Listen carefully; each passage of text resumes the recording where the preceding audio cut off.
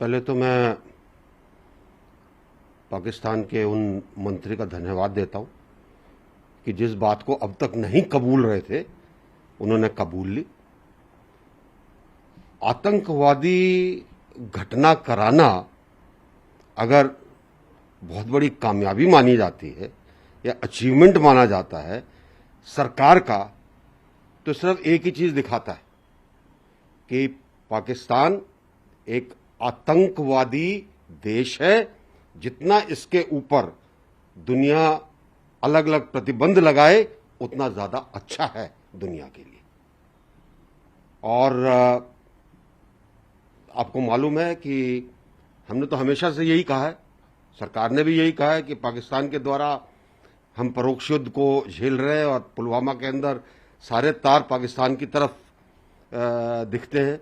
लेकिन भारत के अंदर बहुत से ऐसे पाकिस्तान प्रेमी भी हैं जो कि किसी समय सरकार में भी रहे, जो सोचते हैं कि पाकिस्तान की जितनी हिमायत की जाए उतना अच्छा है। आज शायद उनके मुंह पर भी एक अच्छा चांटा लगा।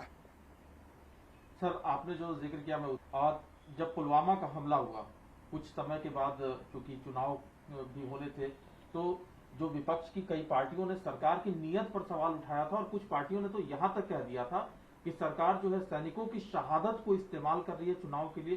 कुछ लोगों ने तो यहां तक सवाल उठाया था, कुछ नेताओं ने, कि पुलवामा का जो हमला है कहीं वो भी प्लान तो नहीं है। देखिए, लोग कितने निकृष्ट हो सकते हैं ये उनके बयानों ने आपको बता दिया। जो हिमायती थे पाकिस्तान के बारे में बात करते थे और अपने राजनीतिक फायदे के लिए बिना ये सोचे कि उसका क्या दुनिया के अंदर असर होगा, ये कहना कि सरकार ने ही कराया होगा।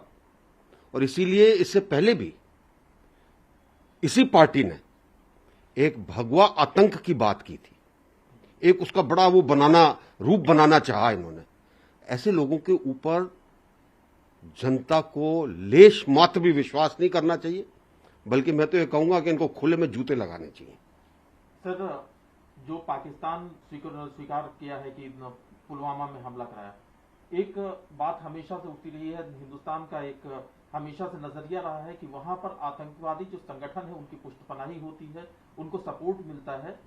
तो इंटरनेशनल कम्युनिटी का क्या रोल होना चाहिए पाकिस्तान के अंदर? देखिए, इंटरनेशनल कम्युनिटी इस बात को समझ रही, और अब ये जब कबूलनामा आया है तो मुझे पूरी उम्मीद है कि हम इस चीज को लेकर बताएंगे कि एफएटीएफ के अंदर बिल्कुल उसको ब्लैकलिस्ट करना चाहिए।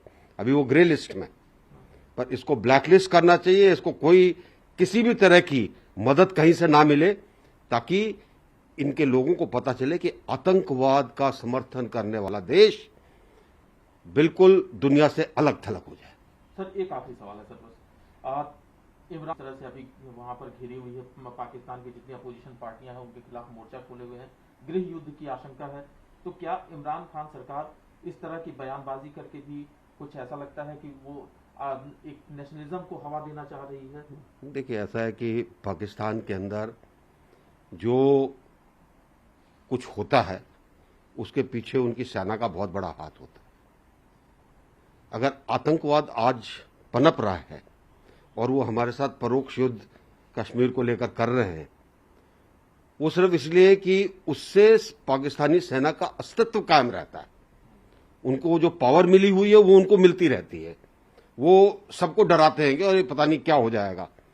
और इसलिए लोग बाग कहते हैं कि हर देश के पास सेना होती है, लेकिन पाकिस्तानी सेना के पास देश है।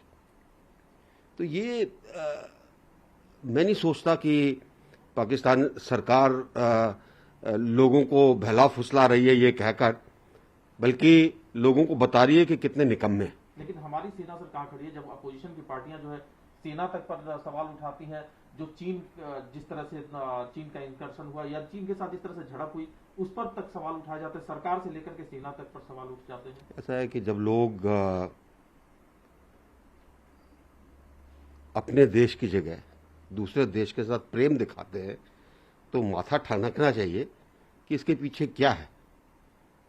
क्या सब राजनीति है या कुछ और भी है? कहीं इनको भी वहां से कुछ पैसा तो नहीं मिल रहा ऐसे लोगों को? ये सब जांच के विषय है और मुझे आशा है कि गृह मंत्रालय इस चीज को सोचेगा इसके बारे में, क्योंकि ऐसे लोग जो कि देश के हिमायती नहीं है, अपने आप को भारतीय कहते हुए भारत की बदनामी करने पर तुले हुए हैं, ऐसे लोगों की जांच अवश्य होनी चाहिए। नमस्कार, मैं हूं मानक गुप्ता। अगर आपको हमारा ये वीडियो पसंद आया हो तो इसे लाइक और शेयर जरूर करें और हां, हमें सब्सक्राइब और फॉलो करना ना भूलें ताकि आप देश और दुनिया की कोई खबर मिस ना करें। चाहे कोई ब्रेकिंग न्यूज हो या कोरोना वायरस से जुड़ी कोई भी अपडेट, पॉलिटिक्स हो या आपकी जेब से जुड़ी कोई खबर, इलेक्शन की कोई न्यूज हो, कोई कंट्रोवर्सी हो या फिर कोई वायरल वीडियो, सब कुछ मिलेगा न्यूज़ 24 पर। तो जुड़े रहिए हमारे साथ और देखते रहिए न्यूज़ 24।